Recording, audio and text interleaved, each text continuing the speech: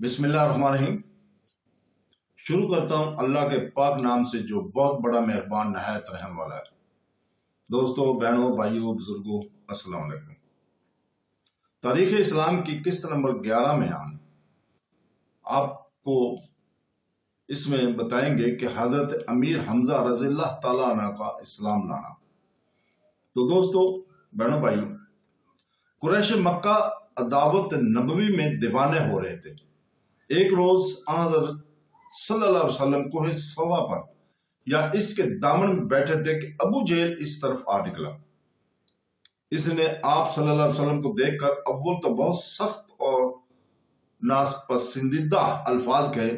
آپ صلی اللہ علیہ وسلم نے جب اس کی بہودہ سر کا کوئی جواب نہ دیا تو اس نے ایک پتھر اٹھا کر مارا، جس سے آپ صلی اللہ علیہ وسلم زخمی ہوئے اور خون بہنے لگا۔ آپ صلی اللہ علیہ وسلم خاموش اپنے گھر چلے آئے۔ ابو جہل سین کعبہ میں جہاں لوگ بیٹھے ہوئے باتیں کر رہے تھے آ بیٹھا۔ حضرت امیر حمزہ رضی اللہ تعالیٰ عنہ عبد المطلب رضی اللہ تعالیٰ عنہ حضرت محمد صلی اللہ علیہ وسلم کے چچا تھے۔ ان کو حضرت صلی اللہ علیہ وسلم سے بہت محبت تھی، مگر وہ ابھی تک شرک پر قائم اور مشرکوں کی شریک حال تھے۔ ان کی عادت تھی کہ تیر کمان لے کر صبح جنگل کی طرف نکل جائے، دن بھر شکار مارتے اور شکار کی تلاش میں مصروف رہتے۔ شام کو واپس آ کر اول خانہ کعبہ کا طواف کرتے، پھر اپنے گھر جاتے۔ وہ حسب معمول جب شکار سے واپس آئے تو اول راستے ہی میں ابو جہل کی لونڈی ملی۔ اس نے ابو جہل کا حضرت صلی اللہ علیہ وسلم کو گالیاں دینا اور پتھر مارنا اور آپ صلی اللہ علیہ وسلم کا صبر و شکر کے ساتھ خاموش رہنا سب بیان کر دیا۔ حضرت حمزہ رضی اللہ تعالیٰ عنہ حضرت محمد صلی اللہ علیہ وسلم کے چچا ہونے کے علاوہ رضائی بھائی بھی تھے۔ خون اور دودھ کے جوش نے ان کو از خود رفتہ کر دیا۔ وہ اول خانہ کعبہ میں گئے، وہاں طواف سے فارغ ہو کر سیدھے اس مجمع کی طرف متوجہ ہوئے جہاں ابو جہل بیٹھا ہوا باتیں کر رہا تھا۔ حضرت حمزہ رضی اللہ تعالیٰ عنہ بہت بڑے پہلوان، جنگجو اور عرب کے مشہور بہادروں میں شمار ہوتے تھے۔ انہوں نے جاتے ہی ابو جہل کے سر پر اس زور سے کمان ماری کہ اس کا سر پھٹ گیا اور خون بہنے لگا۔ پھر کہا کہ میں بھی محمد صلی اللہ علیہ وسلم کے دین پر ہوں اور وہی کہتا ہوں جو وہ کہتا ہے۔ اگر تجھ میں کچھ ہمت ہے تو اب میرے سامنے بول۔ ابو جہل کے ساتھیوں کو غصہ آیا اور وہ اس کی حمایت میں اٹھ کھڑے ہوئے، مگر ابو جہل حضرت حمزہ رضی اللہ تعالیٰ کی بہادری سے اس قدر متاثر مروب تھا کہ اس نے خود ہی اپنے حمایتیوں کو یہ کہہ کر روک دیا کہ واقعی مجھ ہی سے زیادتی ہو گئی تھی۔ اگر حمزہ رضی اللہ تعالیٰ مجھ سے اپنے بھتیجے کا انتقام نہ لیتے تو بے ہم تمیر شمار ہوتے۔ غالباً ابو جہل کو حضرت امیر حمزہ رضی اللہ تعالیٰ کا نام سن کر یہ اندیشہ بھی پیدا ہو گیا تھا کہ کہیں یہ اس تیش و غضب کی وجہ سے ضد میں آ کر مسلمان ہی نہ ہو جائے، اور اسی لیے اس نے ایسی بات حضرت حمزہ رضی اللہ تعالیٰ کو سنانے کے لیے کہی، بات یہیں ختم ہو کر رہ جائے اور حضرت حمزہ رضی اللہ تعالیٰ عنہ اسلام کی طرف متوجہ نہ ہو سکے۔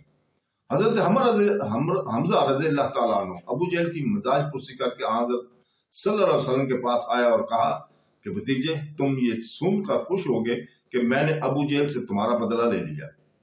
حضرت صلی اللہ علیہ وسلم نے فرمایا کہ چچا، میں ایسی باتوں سے خوش نہیں ہوا کرتا، ہاں آپ مسلمان ہو جائے تو مجھ کو بڑی خوشی ہوگی۔ یہ سن کر حضرت امیر حمزہ رضی اللہ تعالیٰ نے اسی وقت اسلام قبول کر لیا۔ حضرت امیر حمزہ کے مسلمان ہونے سے مسلمانوں کی آفت رسیدہ جمعیت کو بڑی قوت اور امداد حاصل ہوئی۔ یہ نبوت کے 6 سال کا واقعہ۔ اس وقت حضرت محمد صلی اللہ علیہ وسلم دار الرقم میں تھے۔ قریش مکہ حضرت محمد صلی اللہ علیہ وسلم کی شان میں بہت ہی گستاخ اور بے باک ہو گئے تھے۔ اب حضرت حمزہ رضی اللہ تعالیٰ کے مسلمان ہونے نے ان کو کسی قدر محتاط اور متب بنا دیا تھا، اور لوگ حضرت صلی اللہ علیہ وسلم کی شان میں گستاخیاں کرنے میں کچھ تعامل کرنے لگے تھے۔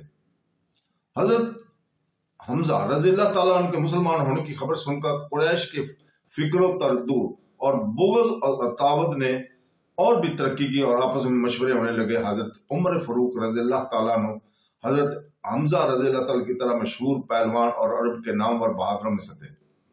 مسلمانوں کو ایذا پہنچانے اور آن حضرت صلی اللہ علیہ وسلم کے خلاف کوشش کرنے میں نمایاں حصہ لیتے تھے۔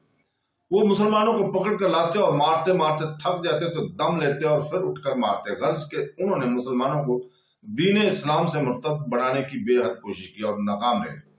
آخر ایک روز انہوں نے فیصلہ کیا اور کفار کی مجلس میں وعدہ کیا کہ میں تنہا قریش کے اوپر وارد ہونے والے اس فتنہ کو مٹائے دیتا ہوں، یعنی اس فتنہ کے بانی محمد صلی اللہ علیہ وسلم کا کام تمہیں کیے دیتا ہوں، نعوذ باللہ۔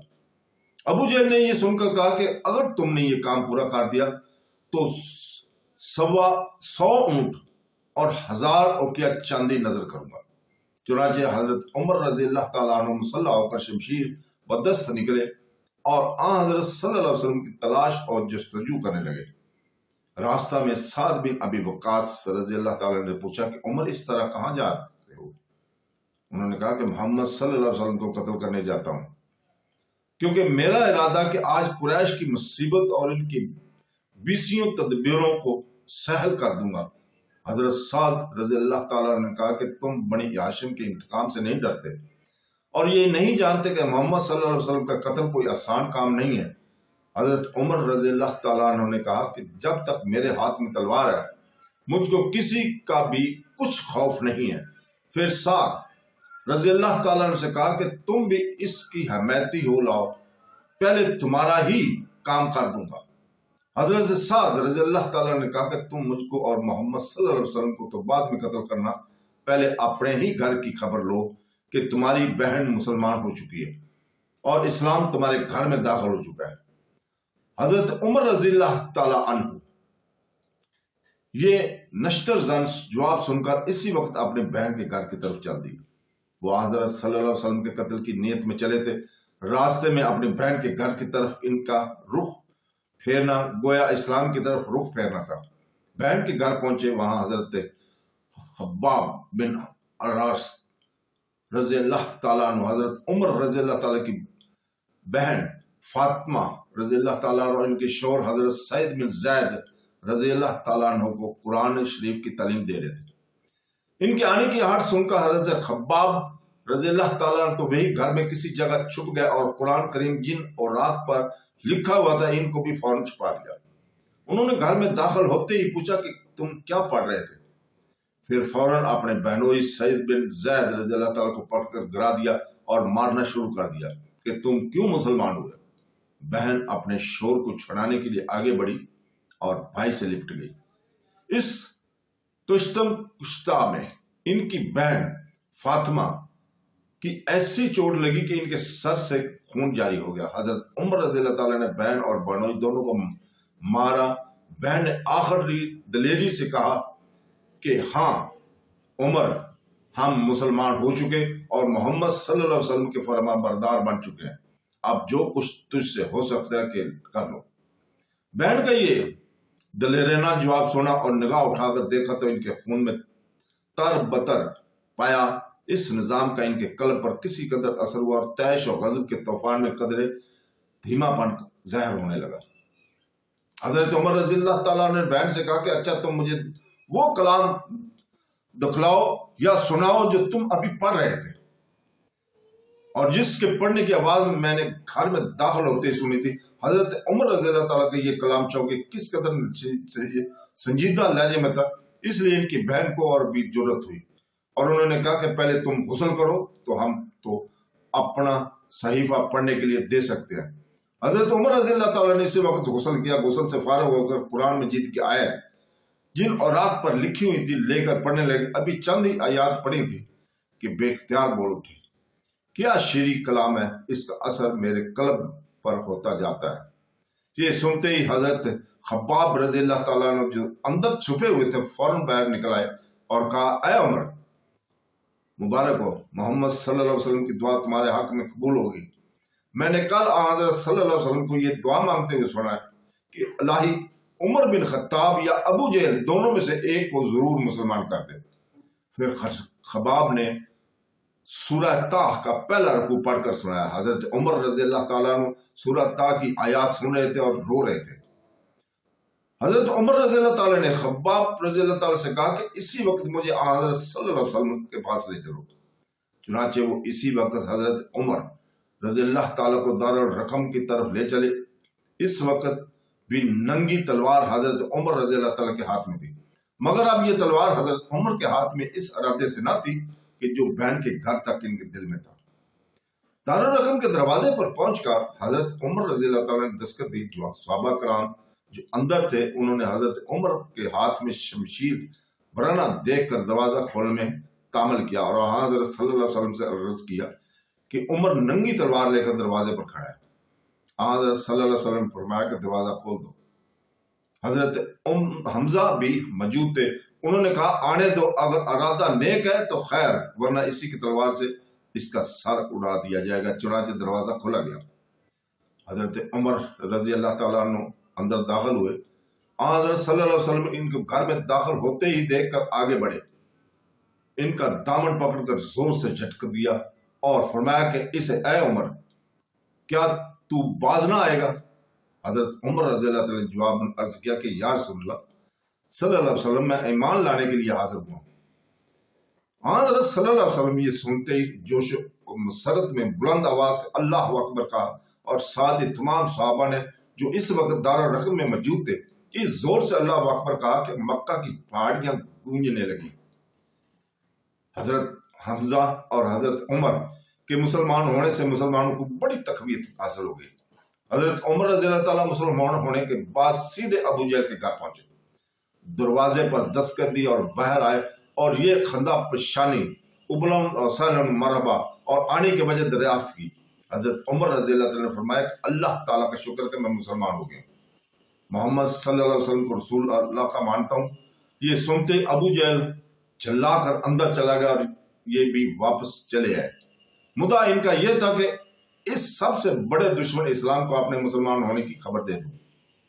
حضرت عمر رضی اللہ تعالیٰ نے مسلمان ہوتے ہی حضرت صلی اللہ علیہ وسلم کی خدمت میں عرض کیا کہ ہم کو اب پوشیدہ طور پر گھروں میں نماز پڑھنے کی ضرورت نہیں، بلکہ علانیہ خانہ کعبہ میں نمازیں پڑھی جائیں گی۔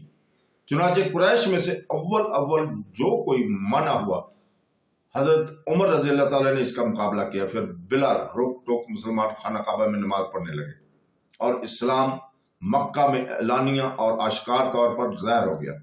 یہ نبوت کے 6 سال کی آخری مہینے کا واقعہ ہے۔ حضرت عمر رضی اللہ تعالیٰ کی عمر اس وقت 33 سال کی تھی۔ حضرت عمر رضی اللہ تعالیٰ کے مسلمان ہونے کے وقت مکہ میں مسلمانوں کی تعداد 40 ہو گئی۔ ملک حبش میں جو مسلمان تھے وہ اس تعداد کے علاوہ تھے۔ حضرت عمر رضی اللہ تعالیٰ کے مسلمان ہونے سے قریش کو بڑا صدمہ پہنچا۔ ادھر مسلمان علانیہ خانہ کعبہ میں نماز پڑھنے لگے۔ بہت سے مسلمان نجاشی کے ملک میں جا چکے تھے جن پر قریش کا کوئی زور نہیں چلتا تھا۔ حضرت حمزہ رضی اللہ تعالیٰ عنہ اور حضرت عمر رضی اللہ تعالیٰ کی وجہ سے مکہ کے مسلمانوں پر بھی وہ بلا خطرہ ہاتھ نہیں ڈال سکتے تھے۔ ان حالات کو دیکھ کر نبوت کے 7ویں سال کی ابتدا یعنی ماہ محرم میں قریش نے ایک مجلس سے مشورت منعقد کی۔ مسلمانوں کو روز افزوں جماعت کے خطرات سے قوم کو آگاہ کیا اور اس خطرہ اور اندیشہ میں محفوظ رہنے کی تدبیر بھی غور کیا گیا۔ بالآخر یہ فیصلہ ہو کہ بنی ہاشم اور بنی عبد المطلب اگرچہ سب کے سب مسلمان نہیں ہوئے، لیکن وہ محمد صلی اللہ علیہ وسلم کی حمایت اور رعایت سے باز نہیں آتے، لہذا اول ابو طالب سے مطالبہ کیا جائے کہ وہ محمد اپنے بھتیجے کو ہمارے حوالے کر دیں۔ اگر وہ انکار کریں تو بنو ہاشم اور بنی عبد المطلب سے شادی، بیاہ، میل ملاقات، سلام پیام سب ترک کر دیا جائے گا۔ کوئی چیز ان کے ہاتھ فروخت نہ کی جائے گی اور کھانے پینے کی کوئی چیز ان کے پاس نہ پہنچنے دی جائے گی، اور اس سخت اذیت رساں مقاطع کو اس وقت تک جاری رکھا جائے گا جب تک کہ محمد صلی اللہ علیہ وسلم کو ہمارے سپرد نہ کریں۔ چنانچہ اس مقاطع کے متعلق ایک عہد نامہ لکھا۔ تمام رؤساء قریش نے اس پر قسمیں کھائیں اور عہد نامہ پر دستخط کیے۔ یہ دستخط شدہ عہد نامہ خانہ کعبہ میں لٹکا دیا گیا اور مقاطعہ شروع ہو گیا۔ ابو طالب تمام بنو ہاشم اور بنو عبد المطلب کو لے کر مکہ کے قریب ایک پہاڑی درے میں جا کر مسحور ہو گیا۔ جس قدر مسلمان تھے وہ بھی ان کے ساتھ اسی درے میں جو شعیب ابو طالب کے نام سے مشہور ہے چلے گئے۔ بنو ہاشم سے صرف ایک شخص ابو لہب اس قید و نظر بندی سے آزاد رہا، وہ کفار قریش کے ساتھ تھا۔ غلہ وغیرہ جو کچھ بنو ہاشم اپنے ساتھ لے گئے تھے وہ جلد ختم ہو گیا اور ان لوگوں کو کھانے پینے کی بڑی تکلیف ہونے لگی۔ درے میں جانے کا صرف ایک تنگ راستہ تھا، کوئی شخص باہر نہیں نکل سکتا تھا۔ 3 برس تک بنو ہاشم اور مکہ کے مسلمانوں نے بڑی بڑی تکلیفیں اور اذیتیں شعیب ابی طالب میں برداشت کی۔ ان کے تصور سے بدن کے رونگٹے کھڑے ہوتے ہیں۔ صرف ایام حج میں یہ معصور لوگ باہر نکلتے تھے اور عرب کے دستور کے موافق ان ایام میں جو امن عام ہوتا تھا اس سے فائدہ اٹھاتے اور اپنے کھانے پینے کا سامان خرید کر ذخیرہ کر لیتے تھے۔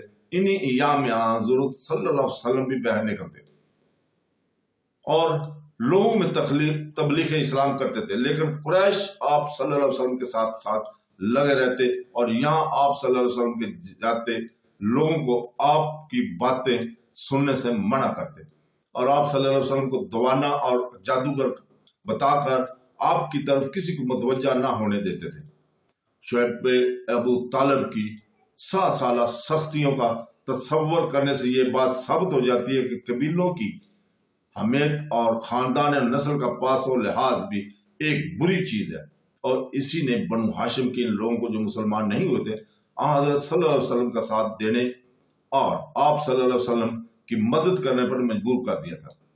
ایک طرف بنی ہاشم کی حمیت خاندانی نے ان کی حضرت صلی اللہ علیہ وسلم کی حمایت پر مجبور کیا، دوسری طرف شعیب ابو طالب کی قید و نظر بندی نے ان کو حضرت صلی اللہ علیہ وسلم کے اخلاق کا زیادہ مطالعہ کرنے کا، زیادہ متاثر ہونے اور اسلام سے زیادہ واقف ہونے کا موقع دیا، اور اس نسل امتیاز نے ان کو بنی ہاشم کو بجا طور پر مستحق تقریم بنا دیا۔